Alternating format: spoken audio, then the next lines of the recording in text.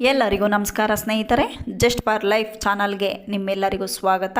ಸ್ನೇಹಿತರೆ, ಭೀಮ ಅಮಾವಾಸ್ಯೆ ಎಂದು ಶಿವಪಾರ್ವತಿಗೆ ಪೂಜೆ ಮಾಡಿದ ಹೆಣ್ಣು ಮಗಳು ಸತ್ತ ರಾಜಕುಮಾರನನ್ನು ಹೇಗೆ ಬದುಕಿಸಿದಳು ಎಂದು ಈ ವಿಡಿಯೋದಲ್ಲಿ ನೋಡೋಣ. ಯಾರು ಸ್ಕಿಪ್ ಮಾಡದೆ ಕೊನೆವರೆಗೂ ನೋಡಿ, ಕೊನೆಯಲ್ಲಿ ಒಂದೇ ಒಂದು ಲೈಕ್ ಮಾಡಿ, ಹಾಗೆ ಸಬ್ಸ್ಕ್ರೈಬ್ ಮಾಡ್ಕೊಳ್ಳೋದನ್ನು ದಯವಿಟ್ಟು ಮರಿಬೇಡಿ. ಭೀಮನ ಅಮಾವಾಸ್ಯೆ ಎಂದು ಕರೆಯುತ್ತಾರೆ. ಇದು ಕರ್ನಾಟಕದಲ್ಲಿ ಮಹಿಳೆಯರು ಆಚರಿಸುವ ಒಂದು ಪ್ರಮುಖ ಹಿಂದೂ ಆಚರಣೆಯಾಗಿದೆ. ಭೀಮ ಅಮಾವಾಸ್ಯೆ ವ್ರತ 2025 ದಿನಾಂಕ ಜುಲೈ 24. ಭೀಮನ ಅಮಾವಾಸ್ಯೆಯನ್ನು ಕನ್ನಡ ಮಾಸದ ಆಷಾಢ, ಜುಲೈ, ಆಗಸ್ಟ್ ಅಮಾವಾಸ್ಯೆ ಆಚರಿಸಲಾಗಿದೆ. ಮಹಿಳೆಯರು ತಮ್ಮ ಗಂಡ ಮತ್ತು ಸಹೋದರರ ಯೋಗಕ್ಷೇಮಕ್ಕಾಗಿ ಪ್ರಾರ್ಥಿಸುವ ದಿನದಂದು ಈ ಆಚರಣೆಯನ್ನು ದೀಪಸ್ತಂಭ ಪೂಜೆ ಎಂದು ಸಹ ಕರೆಯುತ್ತಾರೆ. ಜ್ಯೋತಿ ಭೀಮೇಶ್ವರ ಅಮಾವಾಸ್ಯೆ. ಭೀಮನ ಅಮಾವಾಸ್ಯೆ ವ್ರತವನ್ನು ಶಿವ ಮತ್ತು ಪಾರ್ವತಿ ದೇವಿಗೆ ಅರ್ಪಿಸಲಾಗಿದೆ. ಭೀಮನ ಅಮಾವಾಸ್ಯೆಯಂದು ವಿವಾಹಿತ ಮತ್ತು ಅವಿವಾಹಿತ ಮಹಿಳೆಯರು ಮತ್ತು ಹುಡುಗಿಯರು ತಮ್ಮ ಗಂಡಂದಿರು, ಸಹೋದರರು ಮತ್ತು ಮನೆಯಲ್ಲಿರುವಂತಹ ಇತರ ಪುರುಷ ಸದಸ್ಯರ ದೀರ್ಘಾಯುಷ್ಯಕ್ಕಾಗಿ ಪ್ರಾರ್ಥಿಸುತ್ತಾರೆ. ಕಾಳಿಕಾಂಬ ಎಂದು ಕರೆಯಲ್ಪಡುವ ಮಣ್ಣಿನಿಂದ ಮಾಡಿದ ದೀಪಗಳ ಜೋಡಣೆಯು ಆ ದಿನದಂದು ಶಿವ ಮತ್ತು ಪಾರ್ವತಿ ದೇವಿಯನ್ನು ಪ್ರತಿನಿಧಿಸುತ್ತದೆ. ಪವಿತ್ರ ದಿನದಂದು ದೈವಿಕ ದಂಪತಿಗಳ ಸಮಾಧಾನ ಪಡಿಸಲು ವಿಶೇಷ ಪೂಜೆಗಳನ್ನು ಮಾಡಲಾಗುತ್ತದೆ. ತಂಬಿಟ್ಟು ದೀಪ ಅಥವಾ ತೆಂಬಿಟ್ಟು ದೀಪವನ್ನು ಹಿಟ್ಟಿನಿಂದ ತಯಾರಿಸಲಾಗುತ್ತದೆ ಮತ್ತು ಕೋಪ, ಹತಾಶೆ ಮುಂತಾದ ಎಲ್ಲ ಕೆಟ್ಟ ಭಾವನೆಗಳನ್ನು ತಣ್ಣಗಾಗಿಸಲು ಬೆಳಗಿಸಲಾಗುತ್ತದೆ. ಭೀಮನ ಅಮಾವಾಸ್ಯೆಯ ಮತ್ತೊಂದು ಪ್ರಮುಖ ಲಕ್ಷಣವೇನೆಂದರೆ ಕಡುಬು ತಯಾರಿಸುವುದು. ಹಿಟ್ಟಿನ ಉಂಡೆಗಳು ಅಥವಾ ಕಡುಬುಗಳನ್ನು, ನಾಣ್ಯಗಳನ್ನು ಮರೆಮಾಡಲಾಗುತ್ತದೆ. ಇಡ್ಲಿ, ಕರ್ಜುಕಟ್ಟೆ, ಮೋದಕ ಮತ್ತು ಗೋಧಿ ಉಂಡೆಗಳಲ್ಲಿಯೂ ನಾಣ್ಯಗಳನ್ನು ಮರೆಮಾಡಲಾಗುತ್ತದೆ. ಭೀಮನ ಪೂಜೆಯ ಕೊನೆಯಲ್ಲಿ ಸಹೋದರರು ಅಥವಾ ಚಿಕ್ಕ ಹುಡುಗರು ಈ ಉಂಡೆಗಳನ್ನು ಒಡೆಯುತ್ತಾರೆ. ಈ ಆಚರಣೆಯು ಮೃತ ರಾಜಕುಮಾರನನ್ನು ಮದುವೆಯಾದ ಯುವತಿಯ ಕಥೆಯನ್ನು ಆಧರಿಸಿದೆ.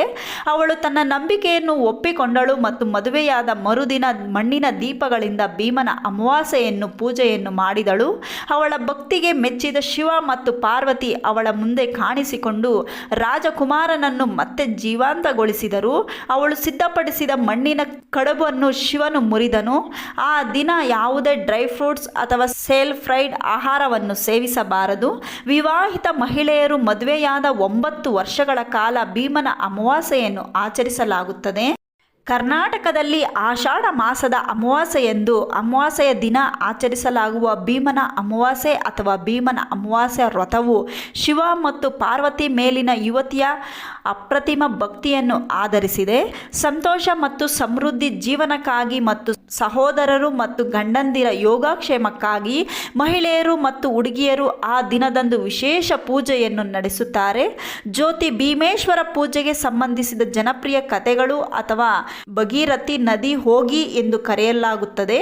ದಂತಕಥೆಯ ಪ್ರಕಾರ ಒಮ್ಮೆ ಬ್ರಾಹ್ಮಣ ದಂಪತಿಗಳು ಶಿವನನ್ನು ಪ್ರಾರ್ಥಿಸಲು ಕಾಶಿಗೆ ಪ್ರಯಾಣಿಸಲು ನಿರ್ಧರಿಸಿದರು. ಆದರೆ ಅವರಿಗೆ ಒಬ್ಬ ಮಗಳು, ಒಂದು ಚಿಕ್ಕ ಹುಡುಗಿ ಇದ್ದಳು ಮತ್ತು ದಂಪತಿಗಳು ಅವಳ ಜೀವನವನ್ನು ಅಪಾಯಕ್ಕೆ ಸಿಲುಕಿಸಲು ಬಯಸದ ಕಾರಣ ಅವಳನ್ನು ತಮ್ಮೊಂದಿಗೆ ಕರೆದುಕೊಂಡು ಹೋಗಲು ಸಿದ್ಧರಿರಲಿಲ್ಲ. ಪ್ರಯಾಣವು ದೀರ್ಘವಾಗಿತ್ತು ಮತ್ತು ಅವರು ಸುರಕ್ಷಿತವಾಗಿ ತಲುಪುತ್ತಾರೆಯೇ ಎಂದು ಅವರಿಗೆ ಖಚಿತವಾಗಿರಲಿಲ್ಲ. ಆದ್ದರಿಂದ ಬ್ರಾಹ್ಮಣ ದಂಪತಿಗಳು ಆ ಯುವತಿಯನ್ನು ತಮ್ಮ ಹಿರಿಯ ಮಗನ ಬಳಿ ಬಿಡಲು ನಿರ್ಧರಿಸಿದರು. ಹಿರಿಯ ಮಗನಿಗೆ ಮದುವೆಯಾಗಿತ್ತು ಮತ್ತು ಅವರ ಮಗಳನ್ನು ಅವನ ಬಳಿಯೇ ಬಿಟ್ಟು ಅವರು ಹಿಂತಿರುಗದಿದ್ದರೆ ಅವನು ಅವಳಿಗೆ ಮದುವೆ ಮಾಡಬೇಕೆಂದು ಹೇಳಿದರು. 1 ವರ್ಷದ ನಂತರವೂ ಪೋಷಕರು ಹಿಂತಿರುಗಲಿಲ್ಲ ಮತ್ತು ಸಹೋದರರ ಮತ್ತು ಅವನ ಹೆಂಡತಿ ಅವಳನ್ನು ಮದುವೆ ಮಾಡಿಸಬೇಕಾಗುತ್ತದೆ ಎಂದು ಚಿಂತಿತರಾಗಿದ್ದರು. ಅವನು ಅವಳ ಮೇಲೆ ಹಣ ಖರ್ಚು ಮಾಡಲು ಬಯಸಲಿಲ್ಲ ಮತ್ತು ಬದಲಾಗಿ ತಂದೆ ಈ ಮಗಳಿಗಾಗಿ ಬಿಟ್ಟು ಹೋಗಿದ್ದ ಆಸ್ತಿ ಮತ್ತು ಹಣದ ಮೇಲೆ ಕಣ್ಣಿಟ್ಟಿದ್ದನು. ಒಂದು ದಿನ ಆ ಸಹೋದರನಿಗೆ ಆ ಪ್ರದೇಶದ ರಾಜನಿಂದ ವಿಚಿತ್ರವಾದ ಘೋಷಣೆ ಕೇಳಿಸಿತು.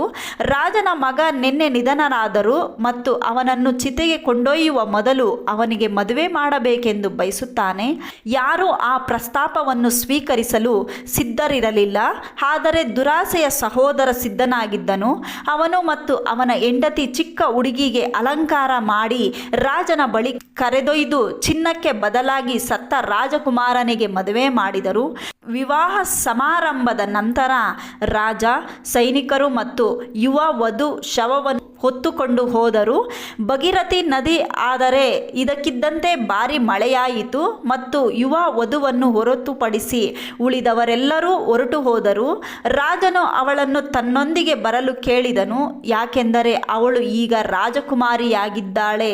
ಅವನೊಂದಿಗೆ ಹೋಗಲಿಲ್ಲ, ಬದಲಾಗಿ ಅವಳು ಸತ್ತ ರಾಜಕುಮಾರನೊಂದಿಗೆ ಇರಲು ನಿರ್ಧರಿಸಿದಳು. ರಾಜಕುಮಾರನ ಮೃತದೇಹವನ್ನು ನೋಡಿದಾಗ ತನ್ನ ಹೆತ್ತವರು ಇಲ್ಲಿದ್ದಿದ್ದರೆ ಹೀಗಾಗುತ್ತಿರಲಿಲ್ಲ ಎಂದು ಅವಳು ಭಾವಿಸಿದಳು. ರಾತ್ರಿ ಕಳೆಯಿತು ಮತ್ತು ಮರುದಿನ ಆಷಾಢ ಅಮಾವಾಸ್ಯೆ ಮತ್ತು ಪೂಜಾ ದಿನ. ತನ್ನ ಹೆತ್ತವರು ವ್ರತ ಆಚರಿಸುತ್ತಿದ್ದ ರೀತಿ ಅವಳಿಗೆ ನೆನಪಾಯಿತು. ಅವಳು ಸ್ನಾನ ಮಾಡಿ ನದಿಯ ದಡದಿಂದ ಜೇಡಿ ಮಣ್ಣನ್ನು ಅಗೆದು 2 ಕಾಳಿಕಾಂಬ ದೀಪಗಳನ್ನು ಮಾಡಿದಳು. ಬಿದ್ದ ಮರದ ನಾರಿನಿಂದ ಬತ್ತಿಯನ್ನು ಮಾಡಿ ತನ್ನ ಹೆತ್ತವರು ಮಾಡುತ್ತಿದ್ದಂಥ ಆಚರಣೆಗಳನ್ನು ಮಾಡಿದಳು. ಕಡುಬುಗಳ ಬದಲಿಗೆ ಮಣ್ಣಿನ ಉಂಡೆಗಳನ್ನು ಸಹ ಮಾಡಿದಳು. ಅವಳು ಪೂಜೆ ಮಾಡುತ್ತಿರುವಾಗ ಅಲ್ಲಿಗೆ ಒಂದು ಯುವ ದಂಪತಿಗಳು ಬಂದು ಶವವನ್ನು ಏನು ಮಾಡುತ್ತಿದ್ದಾಳೆ ಮತ್ತು ಈ ಪೂಜೆ ಏಕೆ ಎಂದು ಕೇಳಿದರು. ಅವಳು ತನ್ನ ಅದೃಷ್ಟವನ್ನು ವಿವರಿಸಿದಳು ಮತ್ತು ತಾನು ಈಗ ಒಂಟಿಯಾಗಿದ್ದೇನೆ ಮತ್ತು ತನ್ನ ಭಂಡಾರ ಅಥವಾ ಮಣ್ಣಿನ ಉಂಡೆಗಳನ್ನು ಮುರಿಯಲು ಯಾರೂ ಇಲ್ಲ ಎಂದು ಹೇಳಿದಳು. ಆ ಯುವಕ ಅದನ್ನು ಮುರಿಯಲು ಒಪ್ಪಿಕೊಂಡನು. ಅವನು ಚೆಂಡುಗಳನ್ನು ಹೊಡೆದು ಅವಳನ್ನು ಆಶೀರ್ವದಿಸಿದನು. ದೀರ್ಘ ಮತ್ತು ಸಂತೋಷದ ದಾಂಪತ್ಯ ಜೀವನ. ಆ ಚಿಕ್ಕ ಹುಡುಗಿ ಮುಗುಳ್ನಗುತ್ತಾ, ಅದು ಹೇಗೆ ಸಾಧ್ಯ, ನನ್ನ ಗಂಡ ಅಲ್ಲಿ ಸತ್ತು ಬಿದ್ದಿದ್ದಾನೆ ಎಂದಳು. ಆ ದಂಪತಿಗಳು ಸತ್ತ ರಾಜಕುಮಾರನನ್ನು ನೋಡಿ, ನೀನು ಅವನನ್ನು ಏಕೆ ಎಬ್ಬಿಸಲಿಲ್ಲ ಎಂದು ಕೇಳಿದಳು. ಹೋಗಿ ಅವನನ್ನು ಎಬ್ಬಿಸು. ಹಿಂಜರಿಕೆಯಿಂದ ಅವಳು ರಾಜಕುಮಾರನನ್ನು ಅಲ್ಲಾಡಿಸಿದಳು ಮತ್ತು ಅವನು ಕಣ್ಣು ತೆರೆದನು. ಅವಳಿಗೆ ತನ್ನ ಕಣ್ಣುಗಳಿಂದ ನಂಬಲಾಗಲಿಲ್ಲ. ಶೀಘ್ರದಲ್ಲೇ ಆ ದಂಪತಿಗಳು ಯಾರೆಂದು ಅವಳು ಅರಿತುಕೊಂಡಳು. ಆದರೆ ಅವಳು ಮೇಲಕ್ಕೆ ನೋಡಿದಾಗ ಅವರು ಹೋಗಿರಲಿಲ್ಲ. ಅವಳು ದೈವಿಕ ದಂಪತಿಗಳಾದ ಶಿವ ಮತ್ತು ಪಾರ್ವತಿಯನ್ನು ಪ್ರಾರ್ಥಿಸಿದಳು ಮತ್ತು ನಡೆದದ್ದೆಲ್ಲ ರಾಜಕುಮಾರನಿಗೆ ಹೇಳಿದಳು. ರಾಜ ಮತ್ತು ಆಸ್ಥಾನಿಕರು ಸುಡಲು ಹಿಂತಿರುಗಿದಾಗ ಯುವತಿ ಮತ್ತು ರಾಜಕುಮಾರ ಶಿವ ಮತ್ತು ಪಾರ್ವತಿಯನ್ನು ಪ್ರಾರ್ಥಿಸುತ್ತಿರುವುದನ್ನು ಅವರು ಕಂಡುಕೊಂಡರು.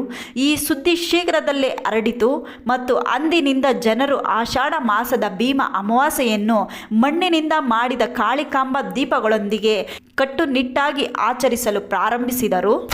ಎಲ್ಲ ಹೆಣ್ಣು ಮಕ್ಕಳು ಗಂಡನಿಗೆ ಮತ್ತು ಮನೆಯಲ್ಲಿರುವ ಗಂಡು ಮಕ್ಕಳಿಗೆ ಪೂಜೆ ಮಾಡಿ ಅವರ ಆರೋಗ್ಯ ಆಯುಷ್ಯು ಹೆಚ್ಚಾಗಲಿ ಎಂದು ಆ ಶಿವನಲ್ಲಿ ಪ್ರಾರ್ಥಿಸಿ.